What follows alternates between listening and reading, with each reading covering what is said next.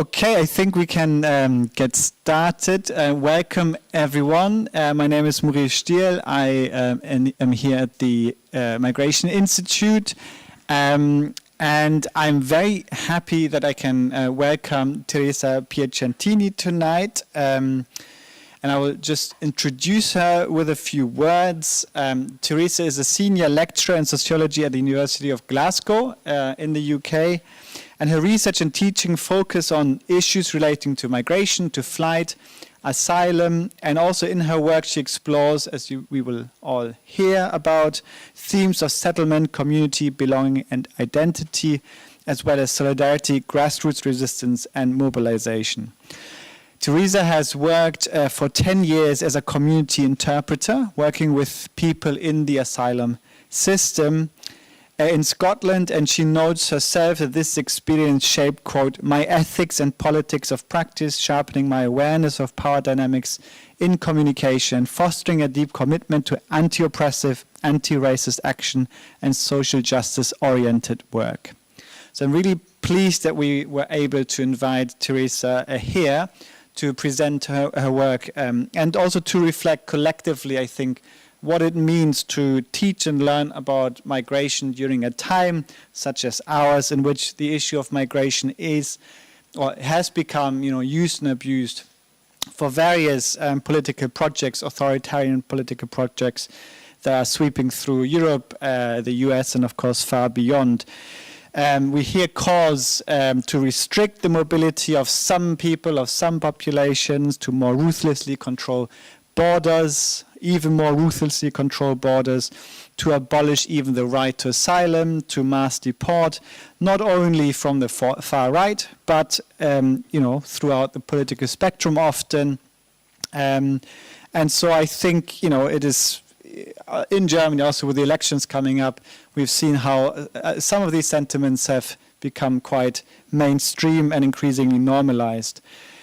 So I think in view of this political moment and trajectory, we can collectively think about, how we can still speak and think about migration, how we can research and teach about migration, including, of course, in places such as IMIS in Osnabrück, and, what can our knowledge and our knowledge practices still do in the current climate? Can it help mobilize against the political rights ascent for which the issue of migration has become so central? And of course, these are very big questions, and there's no expectation that you respond or to answer all of them. But I think your work can serve as a critical starting point to reflect on these questions.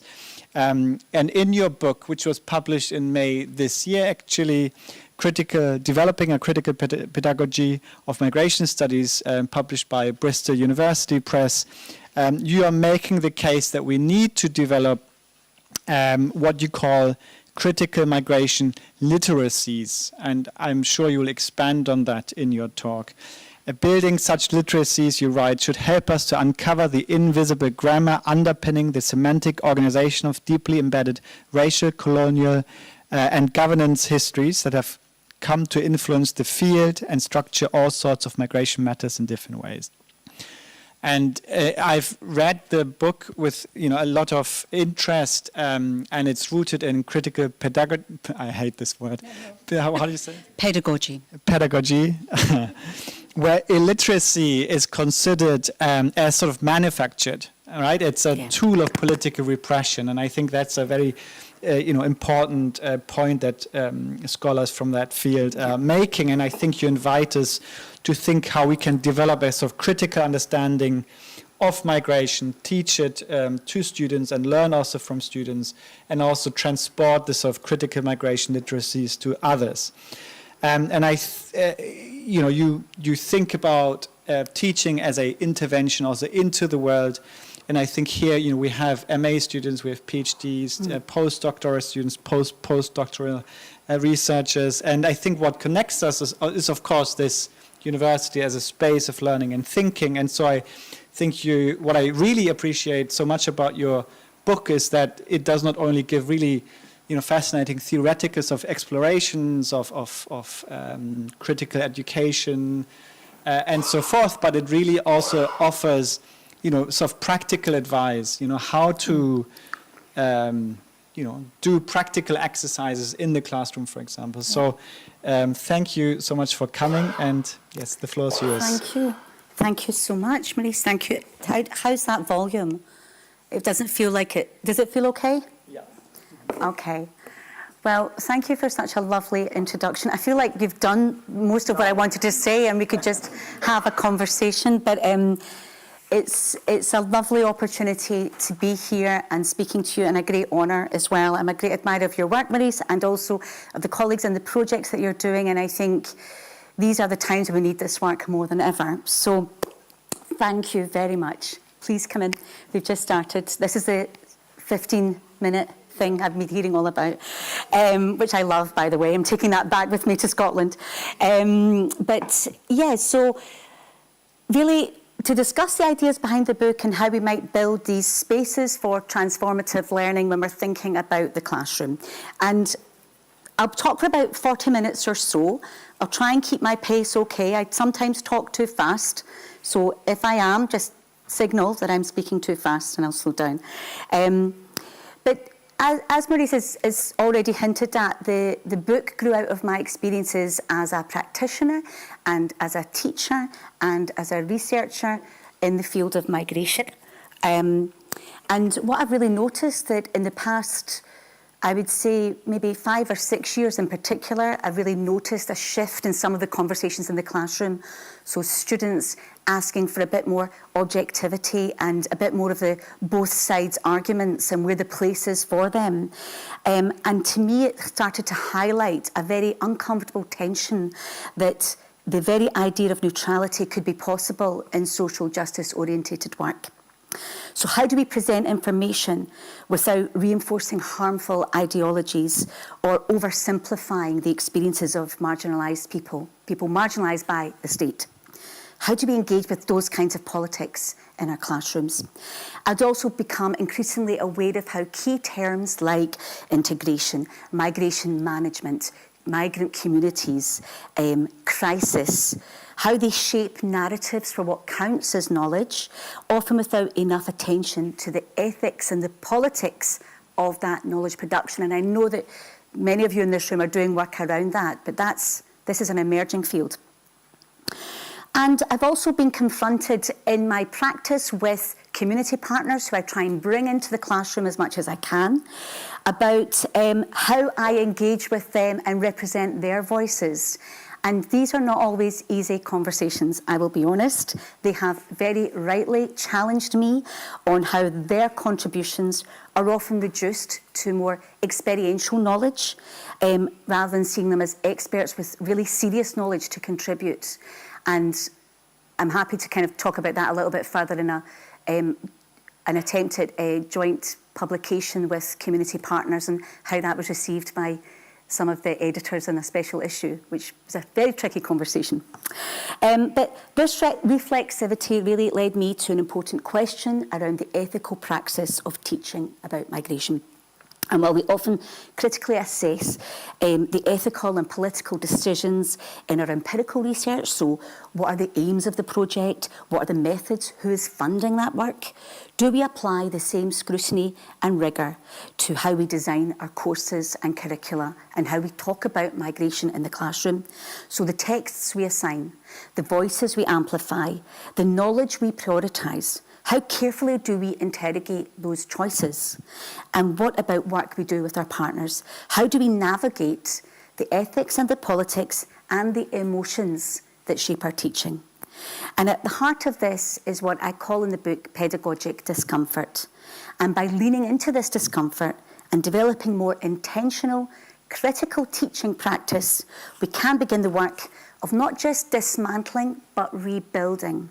Right? So we don't just want to tear it down, but what do we put in its place? And these are some of the questions that the book seeks to explore. So it's a product of both academic inquiry and a reflection on practice, and it's shaped by conversations with students, with colleagues, with activists, with community partners. And it's primarily for migration studies scholars or students, but I really hope it resonates beyond that kind of what can sometimes feel like a smaller or enclosed field, and I hope it starts some meaningful conversations. It doesn't have all the answers, but it tries to kind of start the conversation. And that just gives an overview of some of the key interventions that I'm going to talk about today. So the importance of the historical constitution of the political now, the moment we're in that Maurice really captured extremely well. Thinking about discomfort as a way to do good harm, and acknowledging the role of migration literacies, so building this notion of better migration literacies. And again, as Maurice also flagged up, it's a book that is theoretically and conceptually grounded, but also offers a number of pedagogic features. So things that you can use, well, hopefully, if you're interested, use, adapt, work with in teaching, and also think about in your research and in your practice generally.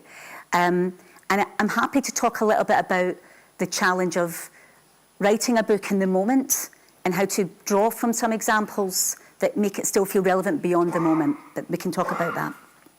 So, as we know, we live in extremely turbulent times in many ways, deepening polarisation, rising far-right ideologies, escalating systemic inequalities, extremist rhetoric and violence, a focus on so-called border crises, the horror of the daily genocide in Gaza on our daily news feeds. We're hit with this information all of the time, and what it exposes about the world we're in is troubling and difficult. But these are not necessarily new times, and I think that's important, because sometimes when we go through crises, we forget that these crises build on the past and history, and often how states respond is built on responses from the past.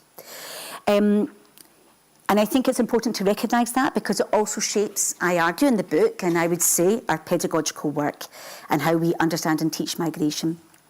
So in a climate of hostility and regressive attitudes and polarised debates, how do we navigate the deeply complex ethical and political challenges of teaching? And so what I suggest in the book, and as Maurice has already highlighted, critical pedagogy as a framework offers a really great start to connect historical injustices to current oppressions. And at its heart, from a critical pedagogy perspective, the classroom is where power, knowledge, and ideologies are contested. It urges us to examine how education can unintentionally reinforce inequalities. And so in this book, that's the foundational kind of theoretical ideas that I then build on.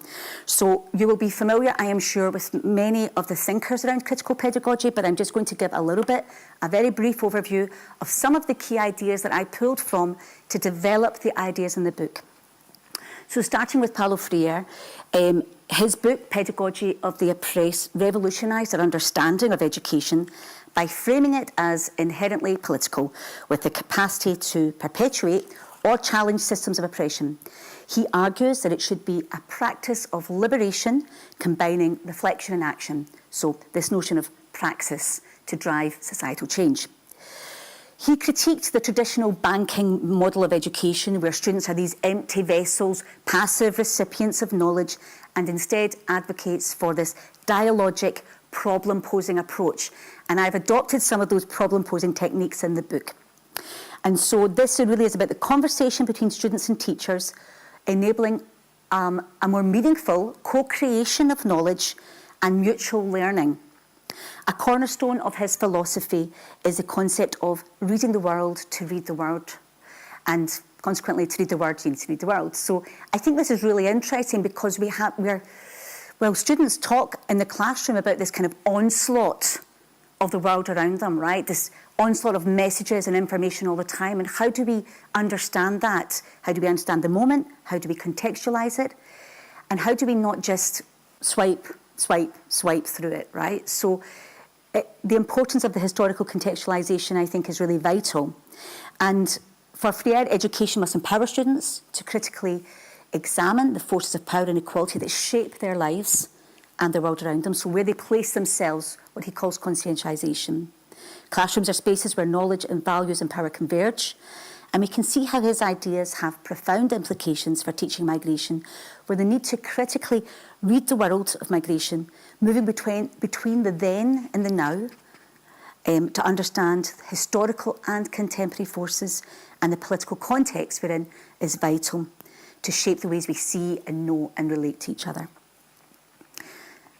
I also draw on Henry Giroud's work, and Henry Giroud was a student and deep friend of Paulo Freire's, and he emphasises the contemporary education being increasingly shaped by corporate interests which prioritise profit over critical thinking and civic responsibility.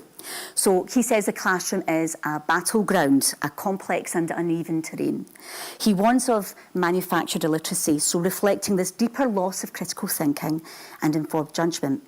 It serves as a political tool, he argues, to depoliticise individuals, leaving them unable to analyse complex systems, challenge power, shape their own lives.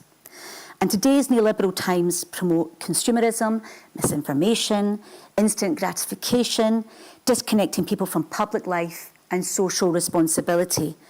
And this stems not just from educational failures, but the erosion of public spaces for critical thought, compounded by a culture of fear that discourages holding power accountable. So for Giroud, manufactured illiteracy is a willful practice and a goal used to actively depoliticise people and make them complicit with the forces that impose misery and suffering upon their lives. At the same time, and I think this is interesting, and we see this illiteracy bonds people. It offers the pretense of a community bound by this willful denial of facts. He makes a number of really impactful contributions, I would say, that really shape the ideas in the book. His insistence of embedding critical pedagogy with a language of possibility centred on social justice and resistance and educated hope. This is the counter to the despair of the times we're in. And we need this to confront this manufactured illiteracy and ignorance. His concept of public pedagogy, where pedagogy and politics and culture are interconnected, highlights how learning transcends the formal educational settings and unfolds in digital and cultural and media platforms.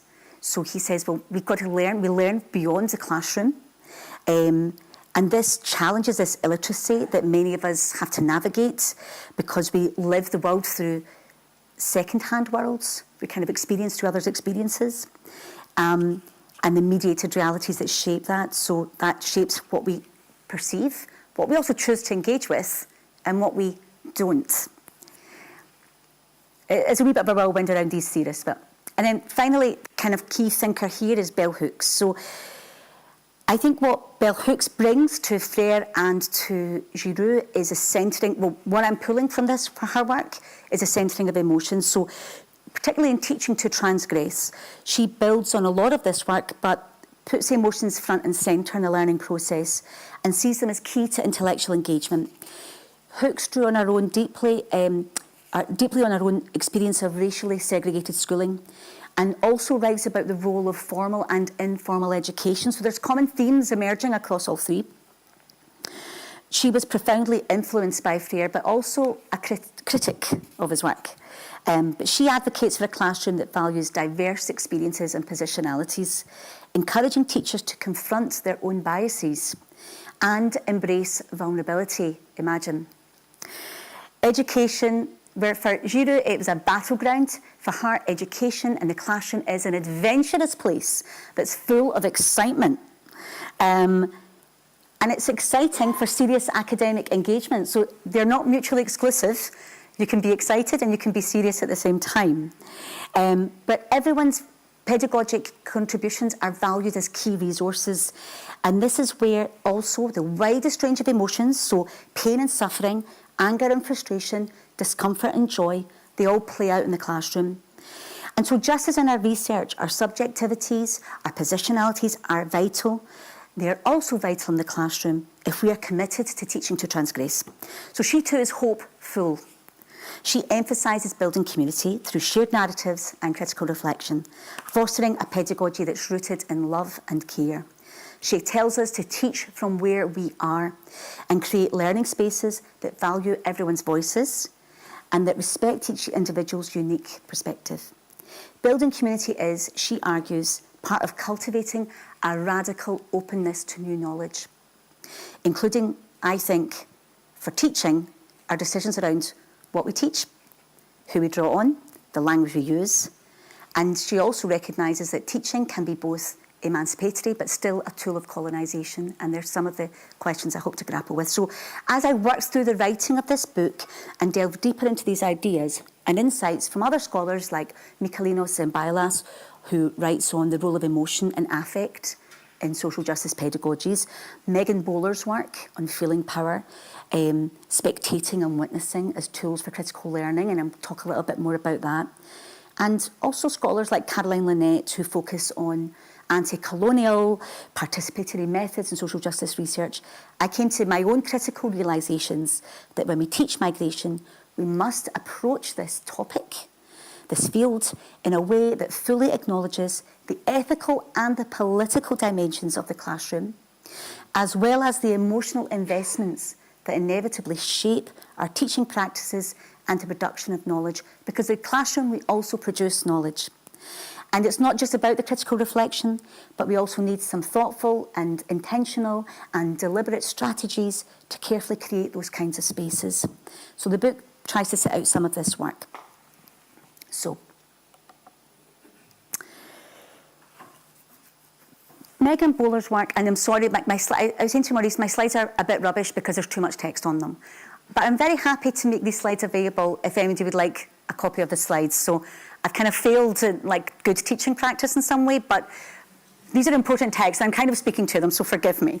But yeah, I mean, I'll talk, this kind of summarises what I'm saying. But because migration is really a hugely complex and politically charged issue that we encounter today in research and in the classroom, it evokes very deep emotions and strong reactions, and I've encountered them in the classroom. I'm sure many of you who teach have also done the same. So it is a difficult topic to teach and discuss, especially because this classroom itself is a site of power relations. And in such spaces, it's very easy for dominant narratives to overshadow diverse voices and challenge our comfort zones. And this is, I think, where we encounter one of the key struggles of teaching and research. How do we create those spaces that are intellectually rigorous, but also critical, respectful, and compassionate? So such challenges are particularly apparent in today's environment, where opposing views are amplified and, some may argue, also enabled by political rhetoric globally. But we mustn't shy away from these challenges because emotions are powerful. They influence how we engage with social issues, how we reflect on social injustices, and ultimately how we decide whether to uphold them or contest them. And that's something that was very powerful. Thank you, Maurice, for reminding me about how important community interpreting was to me to shape how I approach my research, because it was when I was in those spaces confronted with the Home Office in the UK, I had to make decisions on the ground at what kind of practitioner I had to be and how to do that in a way that allowed me to do my job professionally, but taking sides, right? So I'm also happy to talk about that here or informally or tomorrow if any of you are coming. But I would say engaging with emotions in the classroom isn't just necessary, it is part of the learning process. So Bowler's concept of pedagogy of discomfort I found very helpful. It doesn't aim to make students feel comfortable all the time or uncomfortable, but it encourages them to lean into discomfort as a tool for learning. So it's not to make people feel bad, but to push them to question their assumptions, challenge their ingrained ideologies, so sociologically speaking, the common sense knowledge that we have or the views that we hold, and engage more deeply.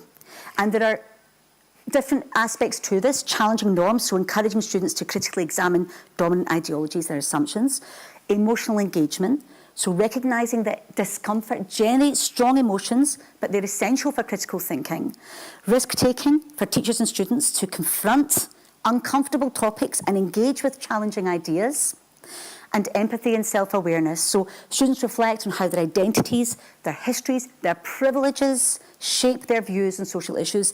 And this isn't just the work for students, this is our work as teachers as well, because we do all those things. We bring our biases, we bring our assumptions, we bring our politics, we bring our values. Every decision we make. So the in the classroom, they all carry political and ethical implications. And yeah, I mean, right, please don't get annoyed because I don't expect you to read this and I'm not going to read it. But this is just an example of a reflective task that's in the book where it actually is saying, like, ask yourselves these questions. So when you are putting your material, do you have that conversation with yourself? Do you interrogate yourself when you're thinking about the ethical and political implications of what you choose? And if you're not having this conversation, why not? And if you're not having this conversation, to what extent are you upholding some of these problematic ideas? And again, I reflect that in my own practice, and I can talk about that separately, but it's a discomforting space to occupy, but it also brings comfort, actually. Reflexivity brings a lot of comfort because it makes us think about things a little bit differently. So this is from the book, so it's on page 49, and I'm not saying go and buy the book, by the way. If you'd like to, that's also fine, but I'm happy to share the contents of the book with you as well. So I'd like to map out how I connect pedagogic discomfort to the idea of doing good harm. And my starting point is actually Maurice's work, and a paper he wrote called Do No Harm, The Impact of Policy on Migration Scholarship. Now, I hope I've got this right. You can correct me if I'm not able to summarise it perfectly, or even close. But what this paper does is it expands the do no harm principle in research, so traditionally focused on protecting vulnerable research participants. And what Maurice does is he advocates for a broader and more expansive understanding of what doing harm can mean in migration research. So this involves critically evaluating the political and the ethical implications of migration work, particularly the relationship between researchers, policymakers, so the research policy pipeline, and participants. And he argues that migration knowledge production is entangled with power systems, often reinforcing harmful policies such as border control technologies. And these policies don't just harm individuals directly, they shape entire systems that govern migrant lives, often contributing to systemic injustice. And he ends the paper with, quote, "Do harm could be the motto for a critical and impactful scholarship of migration that locates and expands ruptures in the European border regime." And I found this so compelling, so powerful. And I thought, this relates to teaching, right? We actually need to be critically engaging with these same questions in the classroom. Because when we teach, we're not just passing on knowledge, we're actively contributing to the creation of knowledge. So we need to ask ourselves whether we inadvertently, upholding some harmful logics through our teaching, are we doing harm? And if we are, what are we going to do about it? Or can we do good harm? Not in the sense of causing pain, but in the sense of disrupting harmful structures and encouraging a more transformative reflection on systems of power. So to clarify, harm is used in the sense of disruptive, transformative, pedagogical tool. And in migration studies, this could involve questioning the very nature of borders. So Henk van Houten has recently just published the work on the Free the Map, which I think is really interesting and very innovative and very creative about challenging, doing harm to our notion of borders, right? Upsetting what we think of by borders. We could question how data is collected. So I'll talk a little bit about that. But data collected by, for example, the International Organisation of Migration, or data collected by the Home Office in the UK, or by the EU, by Frontex. And I know that people in this room are very much implicated in critically engaging with that work.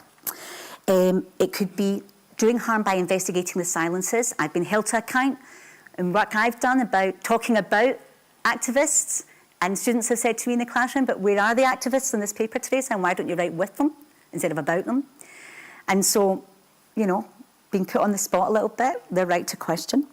We can interrogate key concepts, and I'll talk a little bit about that, but there's work that's done by the New Keywords Collective, for example, that say to us, well, there's different key concepts we should be using, so let's not default to the ones that reinforce these problematic tropes and start with some new ideas.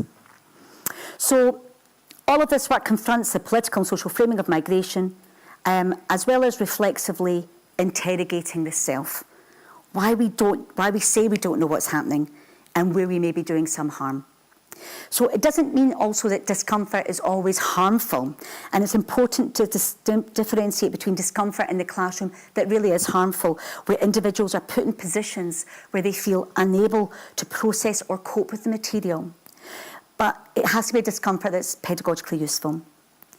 So when we teach, especially topics like migration, we need to push past some surface level reactions and dive deeper. And like I said, it's not about making people feel bad, but it's about making them critically examine their own assumptions and the structures that shape their thinking. And again, this is an example from the book where I teach about the UK immigration detention system. And in the UK, detention is without a time limit. And this is a shocking revelation to students in the classroom. And we get upset, we talk about it, we listen to stories, we listen to narratives of people through different projects who capture those voices, and we share that and we reflect. And sometimes it gets very emotional in the classroom because it's painful stuff. But it's important because this is a reality for many. And so in the classroom, we talk about how we do it. We talk about how we channel those emotions as well. So we don't just reflect and feel sad. What do we do with those emotions? We use this idea of violent ignorance, which is from Hannah Jones's really important work, where violent ignorance refers to the act of deliberately turning away from painful knowledge. And that's quite a hard thing for us to sit and reflect. Are we doing that when we say, well, we just didn't know? Isn't it our duty to find out? So when we teach about migration, we can't afford to look away, right? We can't afford to say, well, I didn't know. I think the ethical implications of doing so are too great. But we also need to know that, being mindful that discomfort for its own sake isn't always productive. So if we're not careful, it can lead to a passive empathy, a kind of what Megan Bowler calls easy identification or spectating with the suffering of others that doesn't encourage real action or critical thought. And she calls this trapping students in a guilt versus innocence dynamic, where they feel bad but they don't know how to respond. So we need to push beyond that. And so it's not just to make people feel uncomfortable, but to move from passive to active empathy, where they're motivated to act and challenge systems of injustice. And in this example, what we decided to do as a class, and what we do when I teach this class is we think, well, what can we do? There's a group that does voluntary visiting to the only detention centre in Scotland. We try and sign up and get involved in that. We think about who do we write to, what MPs, what MSPs, that's members of the Scottish Parliament, who is amenable to this conversation, how do we start to try and get ourselves in, and there's different voluntary organisations that we try and tap into. So we try and move from just saying, oh, this is terrible, I'm deeply upset, to, right, what can we do? To varying degrees of success, but it's a really important start. And we mustn't assume, by the way, that students are not involved in the struggle for justice. Many of them are, and we learn from them in the classroom, and that's part of our radical openness to new knowledge, right? We're not always the experts, far from it. And this is something I've really noticed with students, how engaged they are. So we have to be open to their learning as much as their critique of the knowledge that we bring. But where it is needed, we can motivate students to see themselves as implicated. We're all part of this. And that is an ethical balance to be struck. And when we talk about harm and doing good harm, and we have to remember the other way of thinking about harm is safety. How do you keep safe, right? What is safety? And I think that it's really important that we remember that safety as a notion, as an idea, as a value we ascribe to is also deeply political. And bell hooks questions the notion of true safety, suggesting it is a space of privilege shaped by power dynamics, historical legacies, and intersecting systems of oppression, because we don't all feel the same safety in the same places. So she suggests that we think more about complexity and creating compassionate spaces where discomfort can help us be a tool for change. And work from people like Around Clemens or Verduzco Barker, where they talk about brave spaces or calling in rather than calling out, are some mechanisms to try and do that. So they encourage students to, again, lean into this discomfort, acknowledging harmful comments, exploring their roots together, discussing their impact, and trying to have a respectful dialogue. How do we cope with conflict, right? That's the challenge. But even these brave spaces, as with safety, we should be careful not to privilege certain forms of bravery over others. Students who have been marginalised by the state, harmed by state policies, face additional challenges when asked to engage in these kinds of conversations, and it's crucial that we approach these discussions with sensitivity and care. But transformative education is messy, imperfect, can be painful, and failure is an inevitable part of the process. So we have to accept imperfection and be committed just to the ongoing struggle. Radical movements like Abolitionist Futures, which is a UK-based activist movement working towards a future without police, prison and punishment, and Sisters Uncut, which is a direct action feminist organisation campaigning against cuts to domestic violence funding. They offer valuable lessons on their websites, and I talk a little bit about them in the book as well.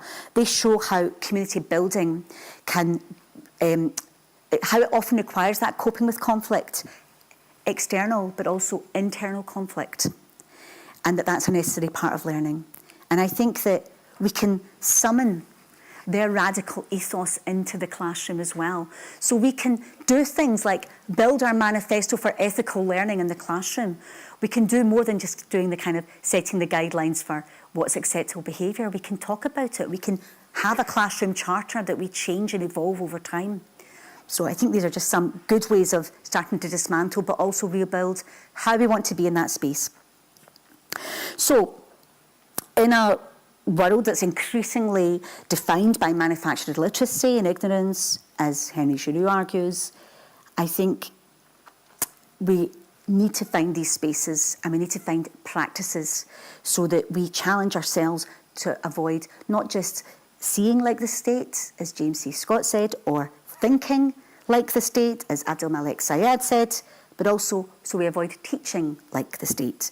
And I think building migration literacies, what I suggest in the book, is a way to start doing that work.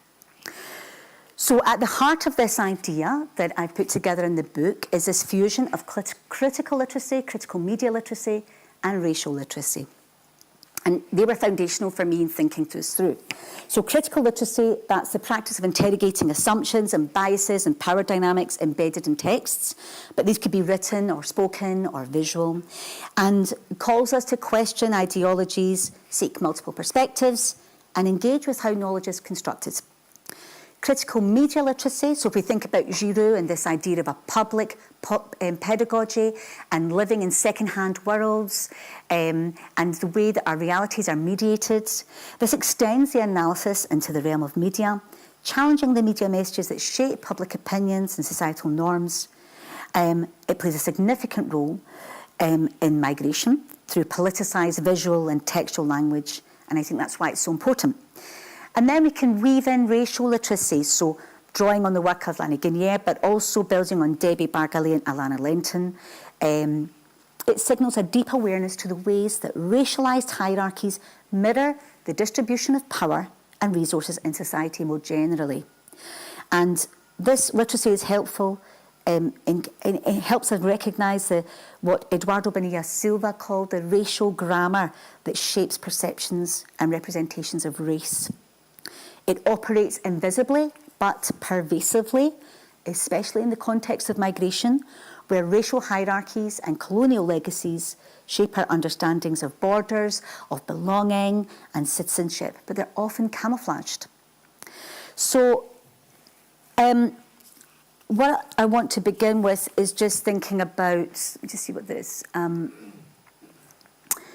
thinking about migration governance as a part of this camouflaging. I'm just, right, that's like a really bad example of a bad slide, but I'll talk through it and, sorry, because there's just too much to say. So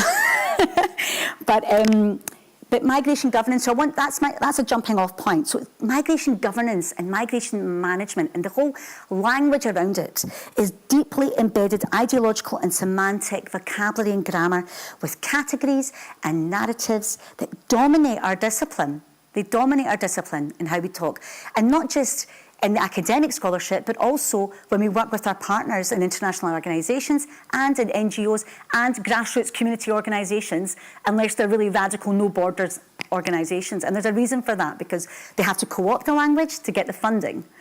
But critically engaging with, for example, Antoine Pecot's work on international migration narratives illustrates how debates come to be both depoliticised,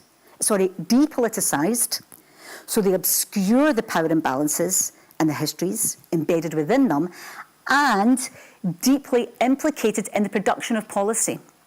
So Pecot and others explore how migration management and governance are semantically and theoretically presented as perfectly rational technical solutions to the migration problem, measured by things like words like language like security, reliability, cost effectiveness, orderly management, cooperation, national capacities, best practice, data sharing, global dialogue.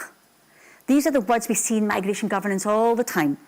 It's also captured in the International Organisation Migration's 12-point strategy, underpinned by 3 pillars of resilience, mobility and governance. So in this research, in this kind of research policy pipeline, researchers become what Giro calls technical advisors, and solutions become silver bullets that provide immediate recommendations over less quantifiable visions, or as Gargi Bhattacharya calls them, dreams. And careers are built and made on this. So the technocratic language of migration management does very powerful work. It camouflages the deeply political and historical processes involved by suggesting that migration management is somehow a neutral technical process, and it should be done efficiently and according to best practice. It masks those colonial logics of sorting, of classification, of containment, and the racialised power dynamics that shape how migration is governed today, both in policy and how that plays out in everyday life. And from a critical pedagogy standpoint, it's equally important to recognise that scholars, even when critically engaged in migration studies, can fail to interrogate the very migration governance terms that are widely used. They're not always used critically in the research. And if there's one thing I say to my students is, when we talk about this, go back to the stuff you're reading and look at how these terms are used critically. Like, where is the critical discussion of the terms that are being used? And often they're very hard to find. Another problematic, like that is a killer one, so I'll just talk about it first, then I'll introduce it.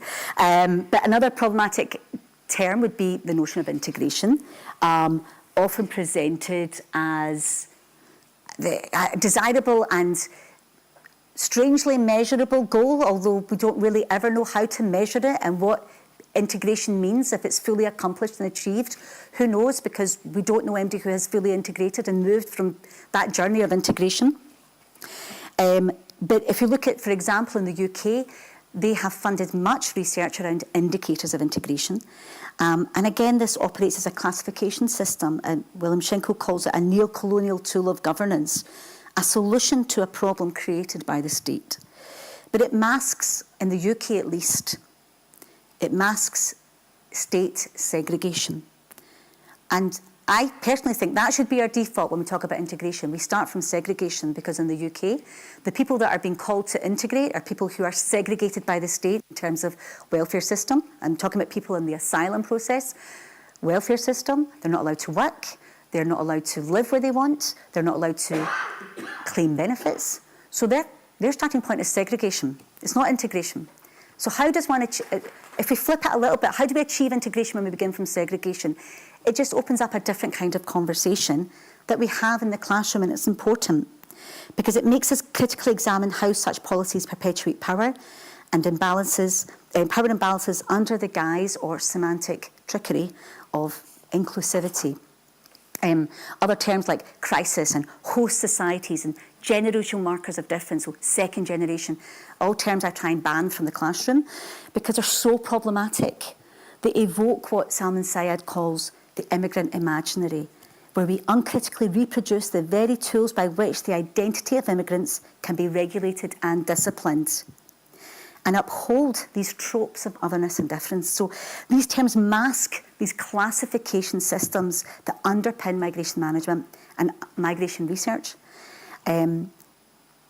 So improving our literacies pushes us to ask some uncomfortable questions about the purposes of these terms, the contexts in which they're used, the context in which they have emerged, and what they evoke. The ideologies they reveal, and the interlocking oppressions that may on the surface appear almost natural and common sense. But what I ask my students in the classroom, and what I want us to think about, is how do these terms do harm? How do they do harm? And what are their implications beyond the classroom? So the goal of building migration literacies is through pedagogic discomfort, to develop a collective awareness of the political, cultural and ideological forces that shape the language and narratives around migration, but also critically examining the dominant discourses that drive policy, public discourse and classroom conversations. And that is uncomfortable work. And again, I'm not going to read this out, but this is from the book. So I try and encourage the students to imagine differently, right? To think differently. So instead of saying integration, well, what about if we talk about differential inclusion? What else could we call it? If we have to find another word for integration that better captures the reality, what would that be? Or we might say that, you know, if we explore ways, can we explore ways that rather than thinking it as an achievable or desirable end goal, how does it activate and reactivate and reinscribe borders? What bordering work does integration do? Rather than seeing it as the solution to a problem that the state has created. So these are kinds of questions that we try and explore together, and we don't have answers. That's the beauty of these kinds of questions. But it gets us thinking differently about the politics behind many of these terms. And the last bit about coming up with new categories, often I say to students, like, if you were to use another word, and they'll say, but it doesn't trip off the tongue as easily, Teresa, you know, like, integration just, it does the work. But it's like, well, does it? First of all, does it? But does it matter if what you say instead is 3 words rather than 1? Right? So that sounds almost pithy, but actually these things kind of matter in the classroom a little bit, and we talk about that and how we stay true to the values we want to inculcate in our research and teaching by saying, well, no, I'm not using this word, I'm going to use this term instead. It better captures what I'm exploring. Okay, so it's not just about analysing the colonial idioms and the grammar of migration governance, but it's also a critical examination of rhetorical devices, so the metaphors and the metonyms, and there's lots of really beautifully written, powerful research around the use of metaphor in migration research, and yet we still see terms like flows, stocks, by so-called critical scholars, but how that goes under the radar, I'm not quite sure. But this is dangerous language, actually, because it perpetuates these ideas of uncontrollable forces of people, right? People that is overwhelming, the sense of overwhelm that comes with migration. And also think about metonyms, so how other words take on meanings. For example, asylum seeker takes on criminalised tones in the UK, at least, when people talk about the asylum seekers, right? So we say, well, what about if we said people seeking asylum, or people in the asylum process, people in the asylum? There's 5 words over 2, but actually better captures the process that people are subject to, rather than it become the derogatory term that it has become. So again, these are all part of this notion of broadening our migration literacy skills, is engaging with that. But it's not just about deconstructing harmful narratives, it's also how we can embrace, have that radical openness to other knowledge, and embrace counter-narratives and counter-empirics.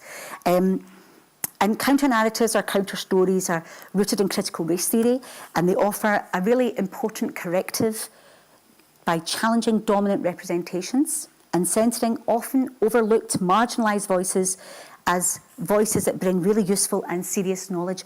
And Blaisdell outlines 4 key aims of counter-narratives that align with critical pedagogy. So they provide new perspectives to unpack power dynamics. They reconstruct dominant narratives to combat silencing. They foster activism, and they drive disruption and transformation. And they require an ethical approach, prompting us all in the classroom to really reflect critically on how we use them. Because the question we have to ask ourselves is, are we simply consuming these narratives ourselves? You know, are we eating migrant stories, right? Is that what we've become? Or are we in some way collaborating with them and recognising the knowledge they carry is really valuable, rather than distancing ourselves as detached experts. And the example I've given you there, it's a more detailed reflective case study in the book, and it involves a failure on my part, my practice, a failure, maybe that's too strong a word, but certainly something I sat with and reflected on, where I use a lot of real life stories in my research in the classroom, though it's publicly available work through campaigning organisations. So it'll be narratives, it might be recordings of people's stories, or it might be case studies they've written themselves. And we use them as tools for learning. And I realised 2 years ago that one of the students, Mariama, whose story I used in the classroom, was in the classroom. She was in the classroom. Now, I know her through other activist organisations she's involved in. And I made a mistake, because what I did was I immediately removed it from the repository. I panicked. I didn't want her to become objectified in the classroom. And I should never have done that. I should have talked to her about it, because her activism was her identity. It was her resistance. I took that away. We talked about it, and she was very open in talking about her experience of being somebody who's subject to no recourse to public funds. That means somebody in the UK who is at the end of the asylum process and is not getting any support from the state. So her case, her activism is her life, it's her experience. And so I did harm in that moment and have since tried to correct it, and we talk about that now in the classroom. So, you know, it's not an easy practice, but it requires that reflexivity. And so in the book I talk a little bit about that and think about how could you have done that differently. So they're not just tools for sharing experience, but they're acts of refusal, because Mariama's case, she challenges dominant representations of people like her by sharing her story. And there's different ways of using counter-narratives, not just in the immediate story of the person affected, but intergenerational. So it could be through songs, through parents' lives, through music, through poetry, through art. But I think we have to think about how we summon them into the classroom with an ethics of care. And, you know, we can also be made to feel discomfort. And another example in the book, which I haven't put on the slide, is the work of RISE, which is refugee survivors and ex-detainees in Australia. So it's an advocacy organisation led by refugees and people in the asylum system and ex-detainees. And they have this brilliant, if like uncomfortable to read at first, manifesto, if you like, on 10 things to consider if you are somebody who's an artist who wants to work with refugees.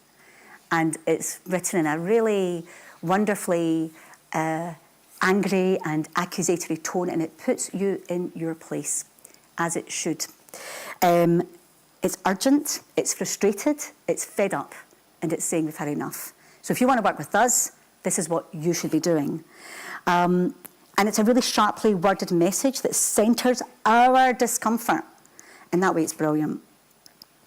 It makes us think about self-serving practices in really interesting ways. So better literacy around this could be about how we work with community partners. So we examine the questions we pose that hold us to account. So, you know, rather than asking, you know, how can I help you? How can you help me? How can you help me? You say, how can I help you, right? You say, here's what I need to know, but rather, why don't you ask, what do you need to know from me as a researcher, as a teacher in the classroom, as somebody who's coming to you saying, my student wants to do a research project on? Or instead of focusing on how I'll benefit, what do they hope to gain by taking part in the work with you?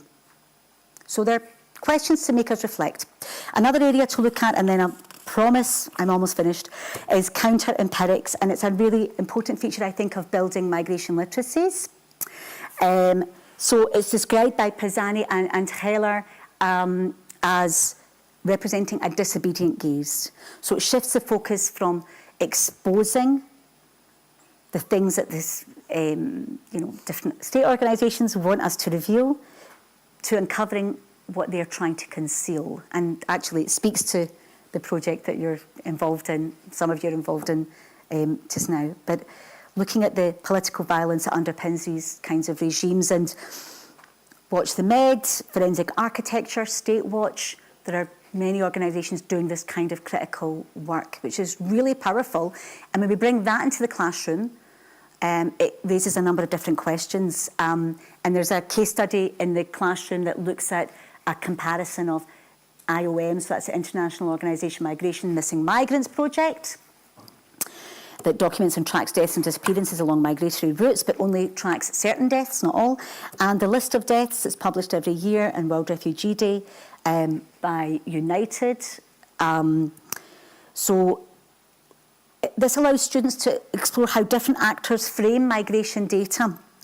And what the data sets do is they reveal very stark contrasts. One supports border control narratives by only counting certain deaths, while the other advocates for border abolition. So counter-monitoring of border enforcement reveals the kind of deadly migration management policies that are so neutralised by the depoliticised rhetoric. They're so murderous, they're so violent. But if we just do not engage with migration governance as an idiom itself of colonialism, then we fail to really understand the power behind that, really the violence behind it.